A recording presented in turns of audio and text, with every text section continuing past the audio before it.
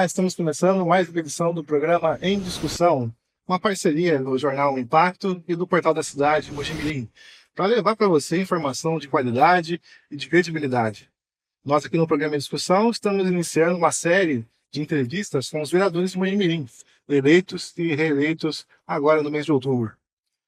Nessa série de entrevistas, temos aí mais um entrevistado hoje, né, Vivian? Desta vez, o vereador João Vitor Gasparini, que é o vereador eleito ou reeleito pela União Brasil, com 1.686 votos. João, inicialmente eu gostaria de agradecer sua presença e a participação no programa Em Discussão. Imagina, para mim é sempre um prazer estar podendo contribuir com a imprensa local, que precisa ser cada vez mais fortalecida e assumir a condução dos debates fundamentais para a cidade. O objetivo dessa entrevista, desse bate-papo, é que as pessoas, a população, o seu eleitorado, conheça um pouco do trabalho que você pretende executar na Câmara Municipal a partir de 2025. No seu caso, o seu trabalho vai continuar. Qual o seu foco? O que você tem a dizer à população do seu trabalho a partir de 2025? Olha, o trabalho se adapta às condições que a Câmara impõe. Então, nós tivemos uma Câmara muito turbulenta nesses últimos 4 anos, cheia de polêmicas, com cassação de vereador, e eu acabei ficando no meio do fogo cruzado como líder de governo, no meio de todas as principais discussões. Foram 4 anos turbulentos, e mesmo assim eu consegui desempenhar um papel que eu acredito ter sido importante para a cidade. Nós assumimos à frente das pautas educacionais, conseguimos uniformes para os alunos, que é uma conquista histórica que nunca antes tinha acontecido, conseguimos destinar recursos para a reforma de escolas, ampliamos a lei do PAF em 30% para aumentar a valorização financeira de conservação dos prédios escolares, conduzir os orçamentos na Câmara a um novo plano diretor depois de 15 anos. Então a gente estabeleceu nesses 4 anos uma base para permitir avançar. A cidade está equacionada financeiramente e acho que a prioridade nesses próximos 4 anos tem que ser ampliação da estrutura na educação para que o aluno ele tenha o suporte necessário para que se desenvolva. As pessoas falam muito de milagre econômico, a gente precisa ter um milagre educacional na cidade. Nossa cidade precisa crescer condicionante ao custo por aluno que Mojimirim tem, que é o maior da região. Em segundo lugar, melhorar a capacidade de atenção básica da cidade. Eu acho que a Câmara ela se envolve em debates muito superficiais sobre a saúde. O que está errado aqui? Está errado a UPA? Está errado a Santa Casa? O que está errado? Quais os indicadores para estabelecer que um serviço está errado e como ele pode melhorar? O debate na Câmara precisa ser aprofundado, sobretudo naquilo que a população mais carece e que eu acredito que seja a saúde. Portanto, eu gostaria de estabelecer dentro da Câmara um protagonismo no sentido de criar mecanismos e de indicadores para saber o que está bom e o que está ruim na cidade. E por fim, também acho importante reforçar que eu participei do G20 semana passada e um dos assuntos que mais está em voga em todo o planeta é a questão climática. Como que as cidades elas podem ser protagonistas no aspecto ambiental. A gente teve até um TAC com o Ministério Público e o município para ampliar a cobertura arbórea no município. É suficiente? A gente precisa tentar estabelecer novas formas de angariar receitas e eu acho que o aspecto ambiental vai ser importante nesse sentido. Só um gancho desse assunto, a realidade também é diferente, porque a ampliação arbórea causa uma outra preocupação também. Ou seja, a Mojimirim teve nesse ano de 2024, por exemplo, um grande número de queda de árvores. Então, teria que realmente pensar o que é necessário e o que não é necessário. Acho que o G20 te deu uma ferramenta para poder discutir isso a partir de 2025 também nessa questão. Deu uma abertura para discutir não só esse tema ambiental, como qualquer outro tema necessário. Eu sempre digo isso na Câmara também. Tem debates locais que demonstram um certo provincianismo na nossa cidade. Os caras acham que só em Mojimirim tem problema no repasse do SUS. Só em Mojimirim tem problema na escola. Só em Mojimirim tem problema de trânsito. Ninguém consegue enxergar o aspecto geral. Então, como é que você vai pensar política pública se você não olhar para fora e ver quais cidades têm exemplos concretos? Eu vou trazer o exemplo do centro. Eu lembro que no plano diretor eu queria estabelecer alguns mecanismos para ampliar a habitação na região central. Todo mundo diz que o centro está morrendo. O centro está morrendo porque não tem gente vivendo nele. A partir do momento que eu trouxer pessoas para habitarem a região central, incentivar um plano domiciliar na região central, eu vou ter gente morando no centro, consequentemente, eu vou fazer girar o comércio. Eu propus esse debate no plano diretor mencionando cidades que tiveram exemplos concretos nesse sentido. Seja na América, seja no Brasil ou até na Europa. Eu lembro que eu mencionei Barcelona.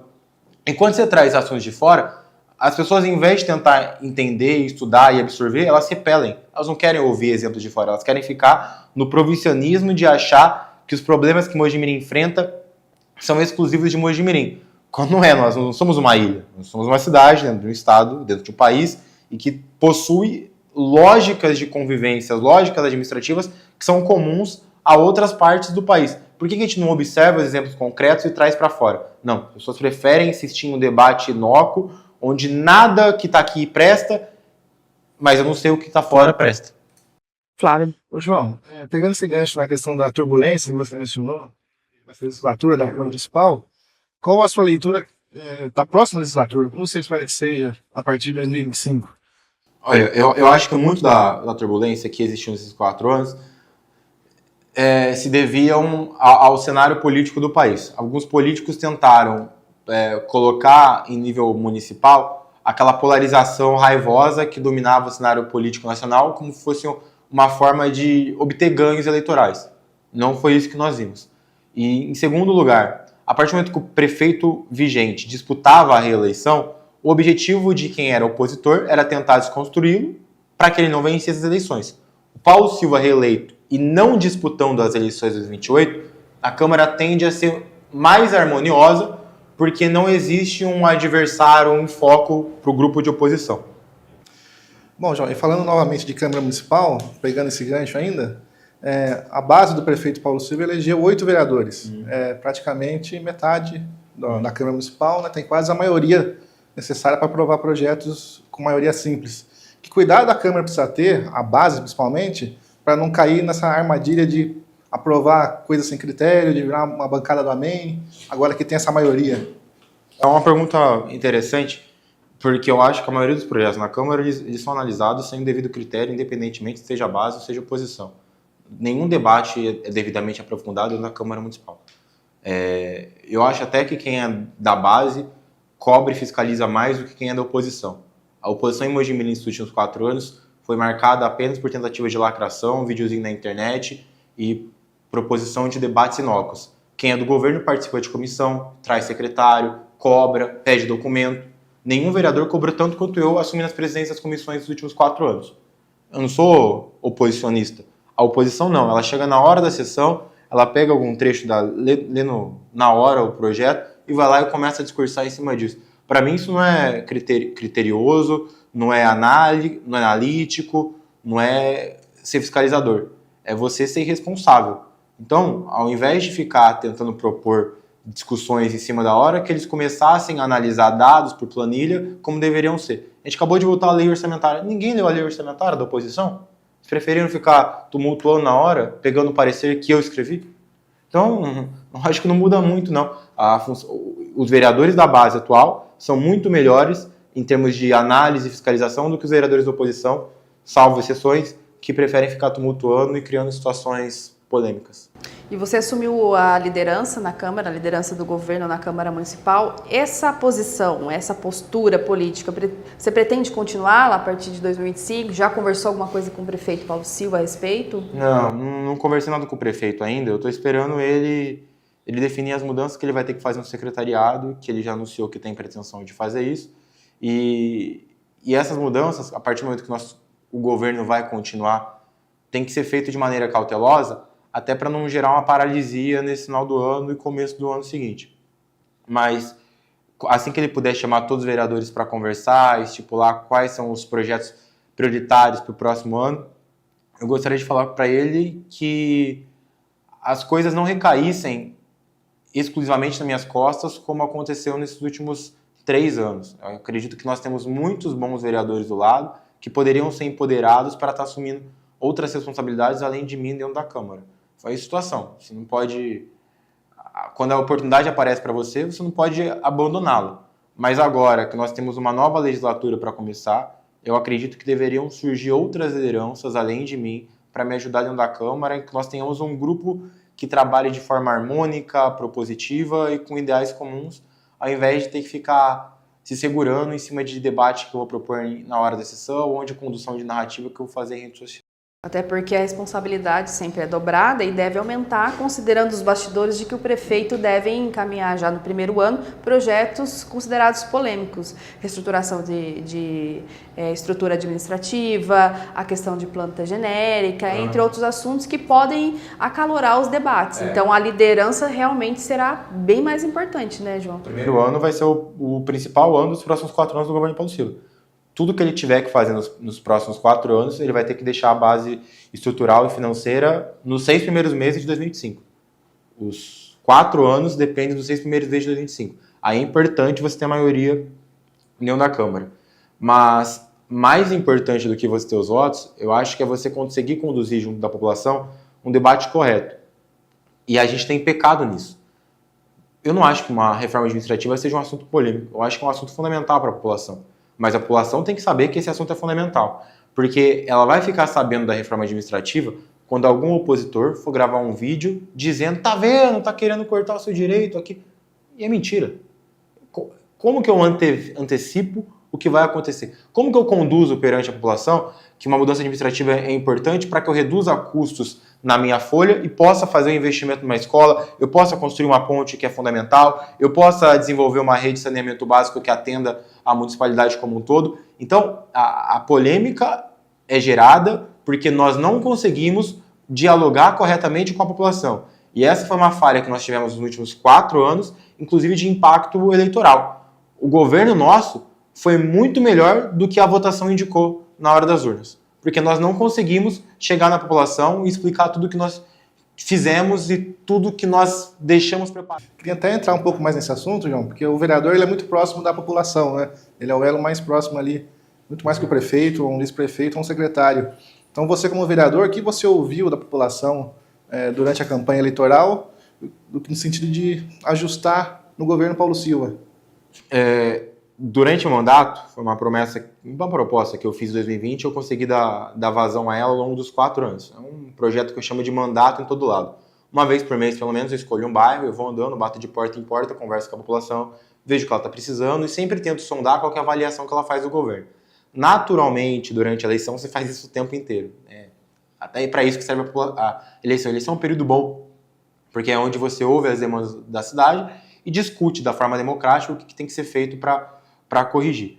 E eu ouvia muito isso da população, que o Paulo Silva é uma figura muito mais querida do que os opositores tentam dar a entender. É um cara que foi eleito prefeito 4 vezes. Acho que quando eu vou conversar com ele, eu sempre fico ressabiado. Será que eu estou certo de estar criticando ele agora, de estar dando sugestão? Pô, o cara ganhou 4 eleições para prefeito. Quem sou eu na fila do pão para dizer alguma coisa para ele? Só que eu notava que a população ela não conhecia as coisas que nós íamos fazendo. E a comunicação foi muito falha nesses 4 anos. Portanto, noto que nós precisávamos estreitar o vínculo com a população em programas diretos. Quem foi muito bem com isso foi o secretário de Cultura, o Luiz Dalbo. Conseguiu descentralizar as políticas do município levando para os bairros. Isso é importante. Fortalecer o contato. O prefeito ele fazia isso de forma isolada. É um cara que você vê em toda parte da cidade. Eu sou um grande fã da atuação do Paulo Silva. É um político que é exemplar para mim, que sou mais novo. Não se cansa, está em todos os bairros, está em todas as ruas, busca conversar, mas eu acho que a falha nossa foi a comunicação. João, em termos de campanha e resultados, a gente vê alguns vereadores que usaram as redes sociais, gastaram recursos, não foram eleitos, outros tiveram um resultado diferente. No seu caso, especificamente, você tem essa proximidade com a rede social, facilidade de lidar com um grupo de internautas e transmitir a sua mensagem. Só que também tem essa parte que você abordou agora de estar na rua. Tanto é que o resultado seu de 1.686, você dobrou a votação com relação à primeira eleição que você disputou. O que você sentiu ainda nessa linha do Flávio? O que você sentiu da população? Que eles realmente querem o candidato próximo, ouvindo as demandas? Isso realmente foi realidade na campanha eleitoral? Além da rede social, é claro. Na verdade, eu acho que a minha rede social é de alcance limitadíssimo. Limitadíssimo. Por exemplo, Mojimirim, e são as pesquisas que indicam. A população que utiliza a rede social está mais concentrada no Facebook. Eu não uso Facebook. Eu fico alheio ao debate. O que acontece num daqueles grupos de discussão no Facebook, eu não sei o que está acontecendo. Eu monitoro muito por cima, superficialmente. Eu utilizo muito Instagram, e aí é até um problema político que a gente tem que corrigir. A partir do momento que as redes sociais ela ganham a dimensão de controlar o debate público, eu fico alheio ao debate público do Facebook. Por outro lado, o cara que usa o Facebook, ele fica alheio ao que eu publico no Instagram, porque eu estou me comunicando com um público específico. Então as redes sociais, pelo menos no universo de Mojimirim, elas são limitadíssimas. São nichos conversando com nichos. Como você fura esse bloqueio? Na rua. Ali na rua, você conversa com o cidadão sem nenhuma forma anônima. É o cara no olho, o cara irritado ele fica mais manso, o cara mais manso no Facebook tem medo de comentar, ele se abre para conversar com você. Então a política, no seu aspecto literário, ideal, deve ser feita nas ruas, deve ser feita conversando com as pessoas nas casas, deve ser feito criando reuniões, conversando em organizações, visitando empresas. E isso foi uma tônica que eu utilizei na minha campanha. Não ganhei por causa da rede social, eu ganhei por causa do contato com a rua. Fui o segundo mais votado e o primeiro mais votado não tem nenhuma rede social. Se eu tenho Instagram, não tem nem Facebook nem Instagram com o Marcos Gaúcho. O cidadão ele não quer ficar se entretendo com o Facebook e com o Instagram. Ele quer, com o TikTok também, ele quer serviço feito com qualidade na ponta. Isso é importante. Prova, por exemplo, que aquele discurso que a gente de vez em quando ouve ou até mesmo lê, não quero candidato na minha porta, chegou a ano de eleição, aparecem todos, não se confirma em Mojimirim. Mas acho que nem em Mojimirim, nem em lugar nenhum. São pessoas chatas que sempre existiram. Elas querem algum tipo de alcance e se limitam a um discurso raso de antipolítica. Esse discurso da antipolítica a gente tem visto nesses últimos anos do Brasil que não dá resultado. O cara que se elege com a antipolítica, ele vai ser tão eleito quanto aquele que se elegeu com a política. E o antipolítico não vai entregar o resultado público que você espera dele. Pelo contrário, ele vai estar tomando seu dinheiro e você não vai saber como ele vai estar usando ele. É mais barulho, né? A rede social é mais barulho do que qualquer outra coisa. Não tenho dúvida disso. Não tenho dúvida disso. Que mobilização, né? É verdade. Inclusive, eu acho que também tenho falado isso reiteradamente nos discursos da Câmara. Perguntou sobre a avaliação que a população teve feito do governo Paulo Silva. E eu acho que a população fez muitas críticas à Câmara também, e a gente não se entende como colegiado. A Câmara tem perdido, dia após dia, a representatividade que ela deveria ter com a população. No nível municipal são 2 poderes, não 3, que a cidade não tem judiciário.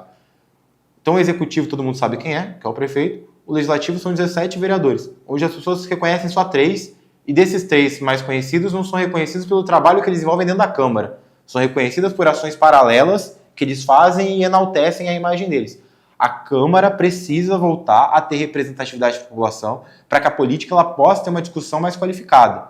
Nós vamos ter daqui 4 anos uma eleição, daqui 8 outra, e nós não temos renovação do cenário político local, porque a Câmara não tem conseguido estabelecer uma representatividade correta perante a população. Eu acho que o grande desafio para a democracia municipal é a Câmara assumir esse debate mais qualificado. Teve a tal da CPI da merenda, vocês se lembram disso? Todo um escarcéu, criou-se uma situação onde as merendas da criança estavam envenenadas. Não tinha nenhuma robustez de prova para demonstrar isso, inclusive a polícia mandou arquivar, o Ministério Público mandou arquivar. As pessoas foram induzidas a crer. Em vez do vereador ficar caçando a situação, ele deveria estar ouvindo a população. E a população conduziu o debate público da Câmara, não a Câmara criar factoides para gerar polêmica junto à sociedade. Esse papel está invertido. A Câmara empurra pautas que não têm adesão popular. Sabe o que acontece depois? Esse cara que força a pauta, ele não se reelege, como aconteceu. A gente vê na Câmara o vereador discursando por 15 minutos, falando nada com nada, não tem voto. A população quer serviço bem executado e contato direto com o vereador. Não falácias, discursos, oratórias ruins, diga-se de passagem, que falam mal, que não levam a lugar nenhum. Seus projetos, João, como vereador, eles focam mais a área da educação, que tem a sua área mais próxima assim, de trabalho, pelo que você relatou inclusive no início do programa, ou teria alguma outra área específica que você pretende abordar a partir do novo mandato? É natural que você busque uma estigmatização em cima da atuação do vereador, até para facilitar o entendimento do trabalho dele perante a sociedade. Então, eu dou esse enfoque para a educação. Sou o vereador que conseguiu os uniformes para os alunos, sou o vereador que aumentou em 30% a verba para o PAF da manutenção dos prédios escolares, sou o vereador que mais destinou emendas para a educação, mas não é só isso. Sou o vereador também que mais analisou projetos na história da Câmara, como presidente das comissões. Então, dizer que é apenas educação é tentar limitar o trabalho, mas naturalmente a gente dá esse enfoque porque eu sou jovem, consigo conversar com os alunos, consigo conversar com as famílias, tenho boa abrangência perante a classe dos professores, então acaba sendo um destaque. Mas não só isso, o plano diretor, que envolve planejamento urbano, que é a principal designação da existência de um município, eu domino completamente. Qual outro político hoje da cidade, com exceção do prefeito, secretário de planejamento, alguns secretários, tem domínio sobre o plano diretor da cidade? Eu acho que a educação é o pilar, todo mundo diz, é a base de tudo. Então, que a gente deixe uma base boa para gerar bons profissionais, para gerar bons cidadãos e que nós consigamos resolver o problema da cidade como deveria ser. No aspecto de planejamento, fazendo com que a cidade seja uma cidade para ser vivida. É o que o cidadão deseja. Viver bem, com áreas de lazer, com uma saúde qualificada quando você precisar do atendimento, matricular seu filho numa escola boa, receber uma água de qualidade barata na sua casa, ter saneamento de esgoto, saneamento básico. Então, construir uma cidade de forma que ela seja um lugar bom para ser vivido. A gente está caminhando para a parte final, né, do programa de hoje. Mas vamos passar rapidamente para a presidência da Câmara, João, que é um assunto que, embora mude muito rapidamente, né, que se fala hoje, talvez amanhã já mude, mas é que a gente precisa saber de você. Você é candidato, tem interesse nesse cargo de presidente da Câmara, que você atualmente é o segundo vice-presidente. Eu sou o presidente das duas principais comissões e líder de governo.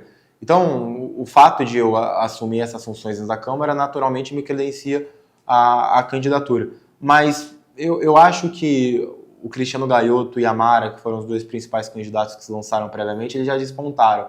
Então, qualquer movimento que eu estivesse fazendo agora seria um movimento em atraso. E acho que a prioridade deve ser a unificação da Câmara. Evitar as brigas que nós tivemos nos próximos 4 anos e que qualquer um dos dois que venha a ser eleito tenha capacidade para desenvolver dentro da Câmara esses bons projetos que façam a Câmara voltar a ter representatividade junto da população. Então, no momento, eu não sou candidato. A não ser que em algum momento o grupo fale, não, tem que ser o João, todo mundo decide, eu não vou, o Cristiano fale que não dá, que a Mari fala que não dá, aí eu posso assumir. Mas é o tipo de coisa que você não se postula, mas também não se recusa. João, você sempre fala nos bastidores, você citou agora durante esse bate-papo a questão da juventude. Você foi o vereador mais jovem, é o vereador, continua o vereador jovem reeleito desta vez, né? O que você também tem uma análise muito criteriosa com relação à política histórica do passado, analisa o cenário nacional, inclusive internacional, a questão política.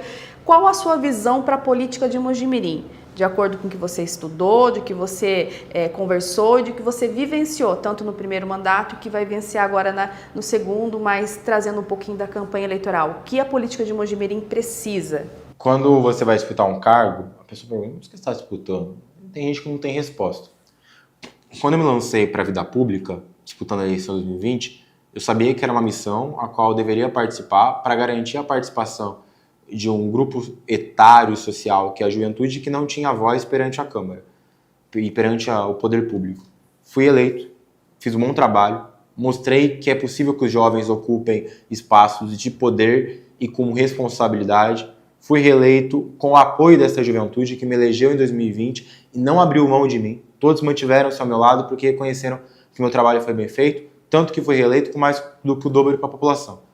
Então, o meu objetivo na vida pública é um objetivo coletivo, é melhorar as estruturas de poder para que elas possam servir bem à sociedade.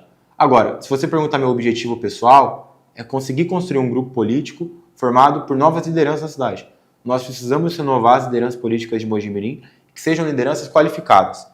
Eu não aceito que pessoas que não leem, que não estudam, que não conversam com o cidadão, que não estão na rua, se sintam imbuídas a dizer que são representantes da sociedade. É inadmissível. Vereadores que não conversam com o cidadão, vereadores que não estudam projetos, vereadores que não têm base teórica. O político ele tem que ter contato direto com o cidadão para ter experiência de conhecer as mazelas sociais e estudar para saber como ele pode resolver essas mazelas sociais, não só no populismo barato, mas com projetos efetivos. Então, meu grande objetivo pessoal nos próximos 4 anos é identificar as pessoas que desejam fazer o melhor para Mojimirim. E quero até anunciar, vou estar trabalhando nesses próximos 4 anos, espero que quem venha a vencer o presidente me ajude com esse projeto, de criar em Mojimirim a Câmara Jovem. Um projeto para selecionar pelo menos 17 jovens da cidade, 16 a 18 anos, que estejam cursando ensino médio, para vivenciar um período como vereador e aprender as bases políticas, legislativas, para que no futuro possam vir a assumir essas posições de poder. Em 2018 eu fui deputado jovem, selecionado pelo Congresso Nacional, e ali foi uma grande aula para mim, para continuidade na minha vida política. Quero fazer o mesmo aqui na cidade. Muito bem. E estamos encerrando, então, o programa de discussão de hoje, agradecendo a presença do vereador João Vitor Gasparini. Obrigado, João. Imagina, eu que agradeço e me chama aí sempre, eu gosto de conversar. Vamos continuar com o programa, sim, a partir de 2025 também, né, Com Flávio? certeza. E obrigado a você que nos acompanhou em mais essa edição. E até a próxima.